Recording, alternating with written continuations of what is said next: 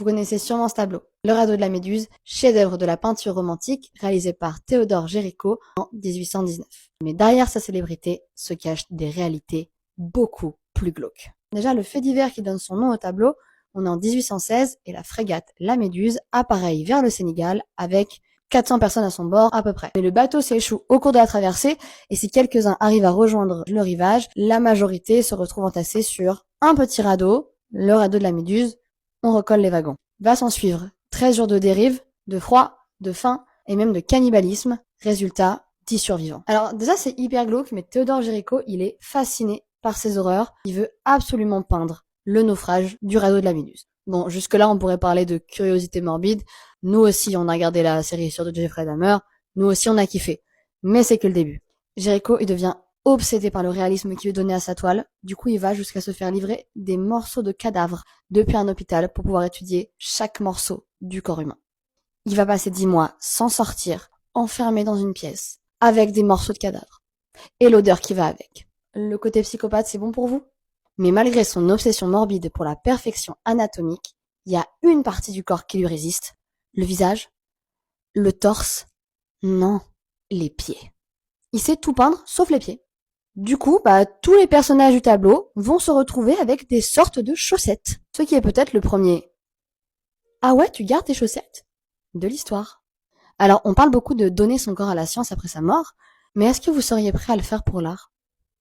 Michel-Ange, le sculpteur et le peintre de la Renaissance italienne, ça vous parle? Mais est-ce que vous saviez que ce gars, en plus d'être l'un des plus grands génies de son époque, c'était un gars archi rancunier? Je vous explique. En 1541, après avoir bossé pendant 7 ans comme un dingue, Michel-Ange finit enfin le jugement dernier, sa fresque gigantesque qui couvre l'un des murs de la chapelle Sixtine au Vatican. Il y peint le paradis et l'enfer avec une accumulation de corps nus dans tous les sens. Mais c'est pas des nus très conventionnels. Non, Michel-Ange, ce qu'il aime, c'est les nus bien sensuels et surtout très musclés. Genre musclés à la mode bodybuilder. Sauf qu'à la Renaissance, des nus comme ça, on n'en voit pas beaucoup, c'est peu conventionnel et surtout dans une église, ça fait grincer des dents. Le plus choqué dans l'histoire, Biagio da Cesena.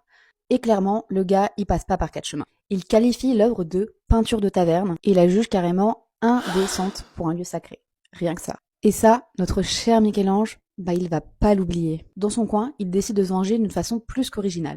Il peint Biagio sur les traits de Minos, le juge des damnés. Et comme si ça ne suffisait pas, il ajoute des détails qui appuient bien là où ça fait mal. Des oreilles d'âne, symbole d'ignorance, et surtout un serpent qui lui mord l'entrejambe, histoire de bien marquer le coup. En voyant ça peint sur l'un des murs de la chapelle Sixtine, Biagio, furieux, court se plaindre au pape, espérant qu'il se fasse retirer son portrait. Mais Paul III, qui en a un peu rien à faire de cette histoire, voire ça le fait rire, lui répond tout simplement « Mon fils, je n'ai aucun pouvoir en enfer ». Et alors, selon vous, Michel-Ange, il a un peu abusé dans l'histoire ou en vrai, c'était bien fait? Deuxième vidéo, on va te parler de vengeance, et aujourd'hui, c'est celle de David contre l'Académie. Bon, déjà, disclaimer, Jean-Louis David, c'est ça. Jacques-Louis David, c'est ça. On peut continuer. Cette histoire de vengeance, elle commence en 1766. David a 17 ans et il rentre à l'Académie royale de peinture et de sculpture. C'est genre le top du top du top. Là-bas, on apprend à peindre selon des règles ultra strictes, mais surtout, on peut tenter de décrocher le prix de Rome, un concours hyper prestigieux qui t'offre une bourse pour partir étudier 3 ans en Italie à la Villa Médicis. David, il y arrive du premier coup?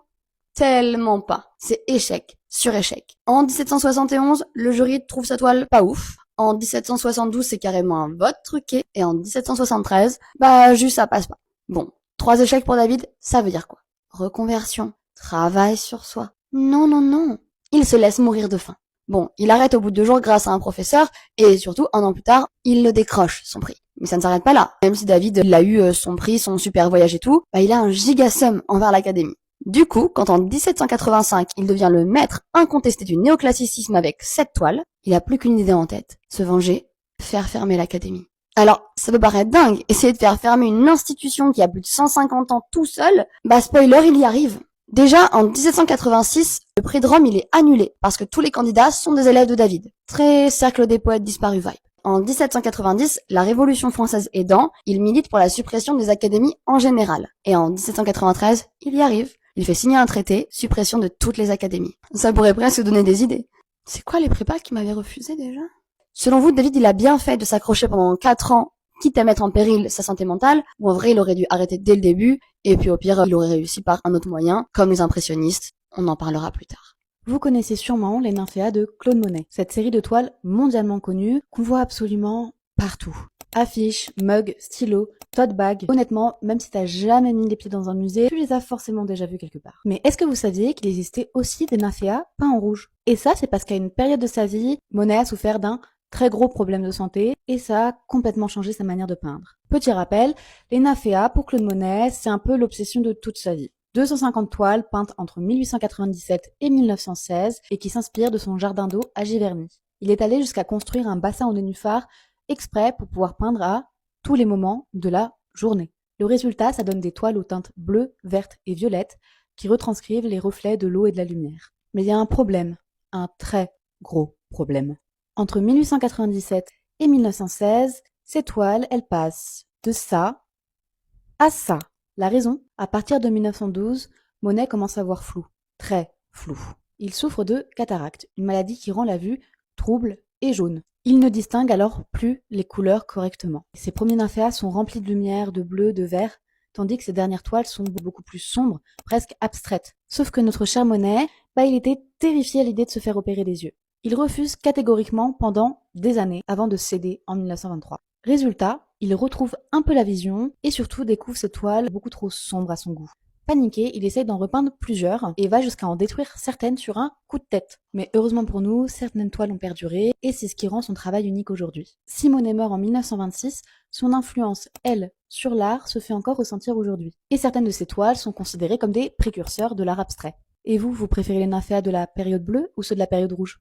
Imaginez l'un des plus grands artistes de notre époque mourir dans l'anonymat et la solitude la plus totale. Horrible, non? Et pourtant, c'est ce qui est arrivé à l'un des plus grands artistes espagnols de son époque, Antoni Gaudí. Antoni Gaudí, c'est le maître incontesté du modernisme catalan et de l'art nouveau. Il a révolutionné l'architecture avec ses formes inspirées de la nature et de la science. La Sagrada Familia, la Casa Batlló, le Parc Güell. Son empreinte en Espagne est partout. Mais dans ces dernières années, obsédé par son travail, Gaudí s'est peu à peu retiré du monde. Il vivait presque comme un ermite, entièrement dévoué à la construction de la Sagrada Familia. Plus de confort, plus de richesse, juste son œuvre. À force, il en oublie jusqu'à son apparence. Le 7 juin 1926, à l'âge de 73 ans, Gaudí marche comme à son habitude, absorbé dans ses pensées. En traversant la Grande Via, il ne voit pas arriver un tramway. Le choc est violent et il est projeté au sol, grièvement blessé. Personne ne se doute qu'il s'agit du plus grand architecte de Barcelone. Les passants le prennent pour un sans-abri et personne ne vient l'aider. Ce n'est qu'au bout d'un long moment qu'un policier décide enfin de l'aider et le fait transporter à l'hôpital. Mais pas dans une clinique prestigieuse. Non, dans un hôpital pour pauvres. Lorsqu'on réalise enfin qui il est déjà trop tard. Gaudí s'éteint 3 jours plus tard, dans la solitude. Et aujourd'hui, impossible de l'oublier. La Sagrada Familia, son grand chef-d'œuvre, est toujours en construction. Son architecture visionnaire a transformé Barcelone en ville-musée. Son œuvre est aujourd'hui admirée par des millions de personnes. Et vous, est-ce que vous auriez été prêt à vous lancer dans le projet de votre vie, tout en sachant pertinemment que vous n'en verrez jamais la fin? Je déteste Picasso. Alors, j'ai rien contre ses carrés, ses ronds, ses roses et ses bleus, mais lui, je ne peux pas me le voir en peinture, sans mauvais jeu de mots. Les épisodes que j'ai décidé de consacrer à Picasso seront divisés en 2 parties, parce qu'on va parler de sujets importants et qui méritent d'être traités correctement, par respect pour les victimes du peintre. Je vais notamment te parler de 4 des femmes qui ont eu le malheur de partager sa vie et du terrible héritage qu'il laissera derrière lui. Avant tout, mention honorable à ces 3 autres femmes. Eva Güell, qui mourra prématurément d'un cancer. Elsa Koklova, qui restera mariée 13 ans au peintre, contre son gré et alors qu'il la trompait. Et Fernande Olivier, une modèle très connue à l'époque, qu'il forçait à rester enfermée toute la journée dans une chambre par jalousie. Déjà, pour résumer Picasso en 3 mots, misogynie, mégalomanie, violence. Il lâchait des dingueries comme, pour moi il y a 2 types de femmes, les déesses et les paillassons. Ou alors, même si ça fait mal, c'est l'amour le plus pur. J'ai déjà envie de vomir. Picasso fait partie de ce genre de peintres qui rencontrent un immense succès de leur vivant et qui du coup se permettent absolument tout parce que tu captes, il faudrait pas brider leur génie. Alors, on va commencer en 1926 quand il rencontre Marie-Thérèse Walter. Lui, à 45 ans, il est au top de sa fame et elle en a 17 et elle vient de la classe ouvrière. Pas si compliqué pour lui d'asseoir une domination psychologique sur l'adolescente. Elle l'inspire. Il va beaucoup la peindre et des années plus tard, elle racontera qu'il la violait avant chacune des séances de travail. Dans son délire viril et primitif, Picasso se représente beaucoup sous les traits du Minotaure en train d'agresser des jeunes filles, notamment Walter. Ce calvaire, il va durer 10 ans, et si seulement ça pouvait s'arrêter là. Mais non, en 1936, Picasso next Walter est l'enfant qu'il lui a fait pour la remplacer par Dora Maar, 28 ans, photographe. Elle est talentueuse, elle est indépendante, c'est la girl boss. C'est à elle qu'on doit l'une des œuvres les plus emblématiques de Picasso, Guernica. Crary le gars était résistant, MDR. Il a juste écouté les conseils de sa meuf. Mais malheureusement, comme pour Walter, Picasso va aussi détruire Dora Maar. D'abord, il fait d'elle sa photographe officielle et quand elle ne travaille plus que pour lui, il la vire. Ensuite, il l'incite à arrêter la photographie pour se mettre à la peinture, ce qu'elle fera assez logiquement moins bien que lui. En quelques années à ses côtés, elle se retrouve privée de ses revenus, de sa reconnaissance et de sa notoriété. Bonus, le peintre la frappe, parfois jusqu'à la perte de connaissance. Ce tableau très connu par exemple, La femme qui pleure, c'est Dora Maar.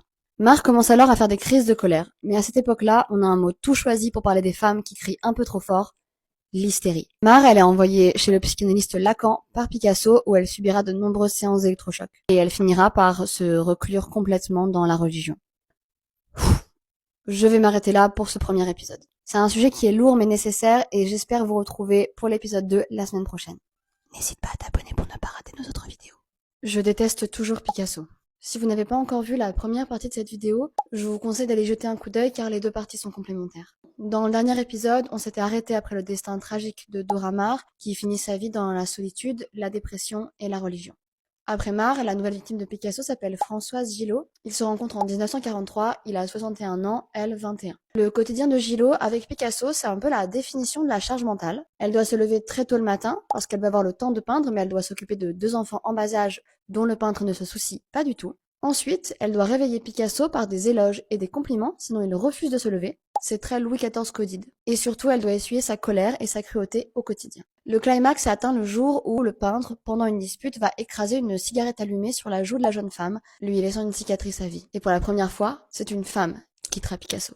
Mais on ne quitte pas Picasso. Non, mais littéralement, il disait « on ne quitte pas un homme comme moi ». La taille des chevilles de cet homme.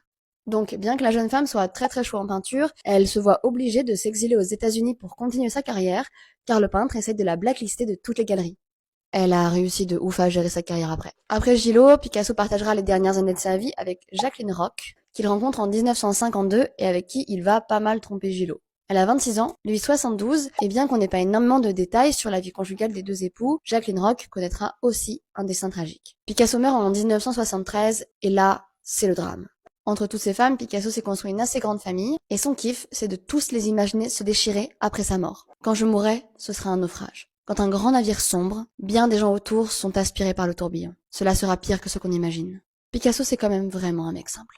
Bon ce qui devait arriver, arriva. Picasso ne laisse pas de testament, donc il y a évidemment des procès, puisque ses deux seuls héritiers officiels sont son fils Pablo qu'il a eu avec Olga Koklova et sa femme Jacqueline Roch. Mais surtout, il y a des morts. Marie-Thérèse Walter et Jacqueline Roch se suicident quelques années après la mort du peintre, Roch ayant sombré dans la dépression et l'alcoolisme. Mais la malédiction Picasso s'étend aussi aux générations suivantes, puisque son fils Polo mourra aussi à cause de dépression et d'alcoolisme, et que son petit-fils Pablito se suicidera en ingérant de l'eau de javel car il ne pouvait pas assister à l'enterrement du peintre.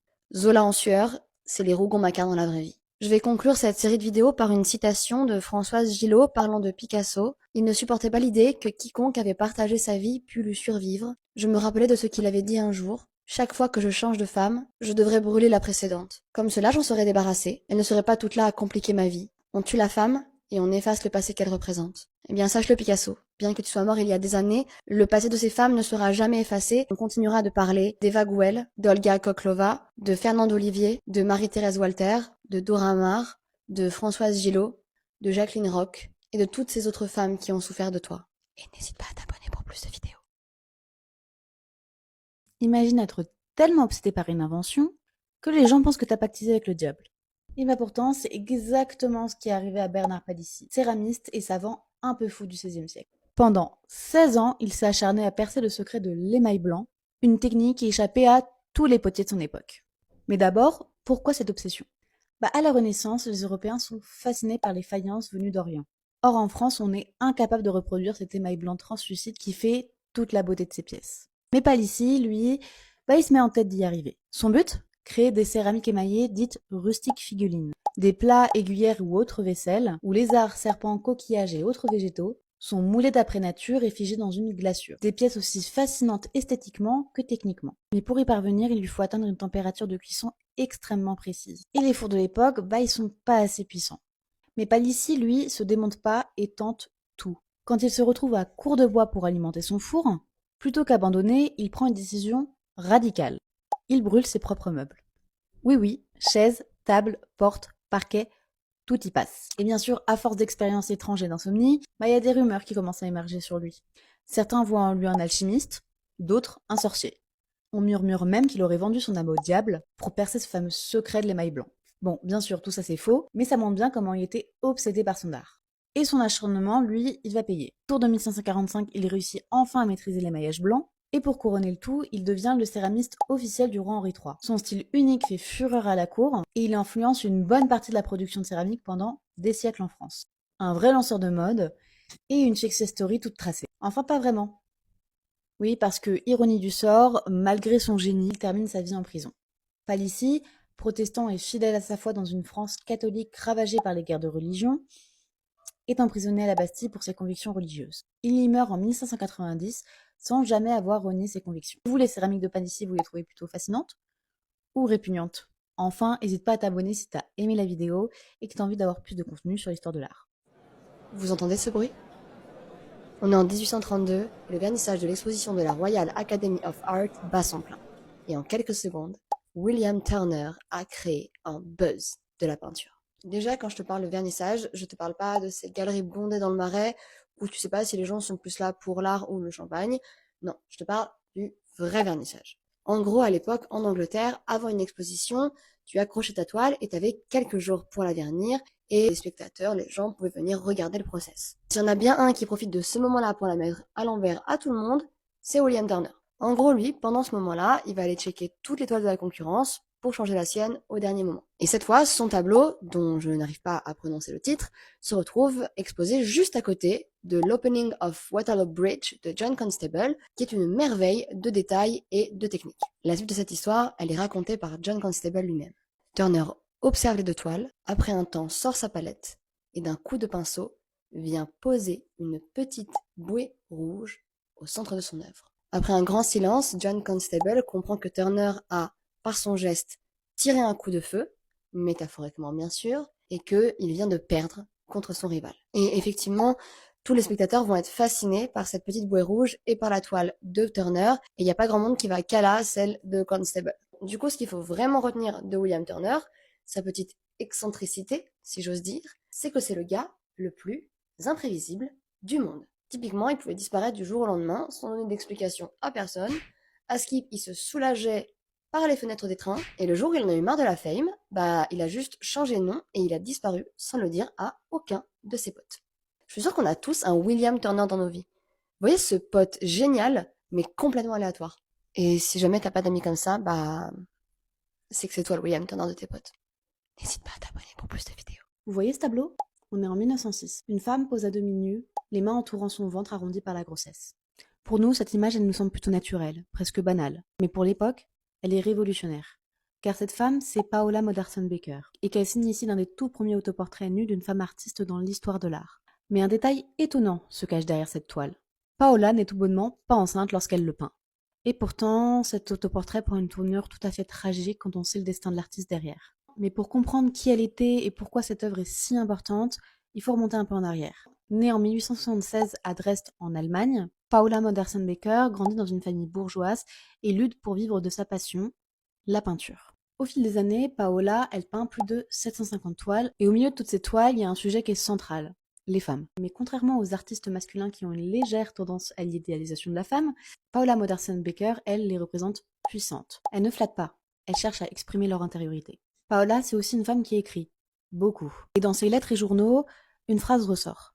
Je sais que je ne vivrai pas longtemps. Des mots qui résonnent étrangement lorsqu'on découvre ses autoportraits, et particulièrement celui de 1906 où elle se représente enceinte. Certains historiens de l'art pensent qu'elle symbolise son désir d'être mère. D'autres y voient plutôt une métaphore de la création artistique. Quoi qu'il en soit, une chose est sûre, ce tableau c'est un peu un ovni dans l'histoire de l'art, terriblement moderne et avant-gardiste pour son époque. Là où l'histoire prend une tournure plus tragique, quelques mois plus tard, Paola, elle tombe véritablement enceinte. Et en 1907, elle donne naissance à une petite fille prénommée Mathilde, mais meurt 10 jours plus tard brutalement d'une embolie pulmonaire. Elle a seulement 31 ans. Son tableau et ses écrits prennent alors une dimension troublante, presque prophétique. Après sa mort, comme beaucoup d'autres artistes femmes à l'époque, son œuvre elle tombe peu à peu dans l'oubli. Mais aujourd'hui, elle est enfin reconnue comme une figure clé du modernisme et une pionnière de l'expressionnisme allemand. Et vous, cet autoportrait, vous y voyez plutôt une simple projection d'un désir maternel ou un véritable manifeste artistique? Dites-moi en commentaire et n'hésitez pas à vous abonner si vous avez aimé la vidéo.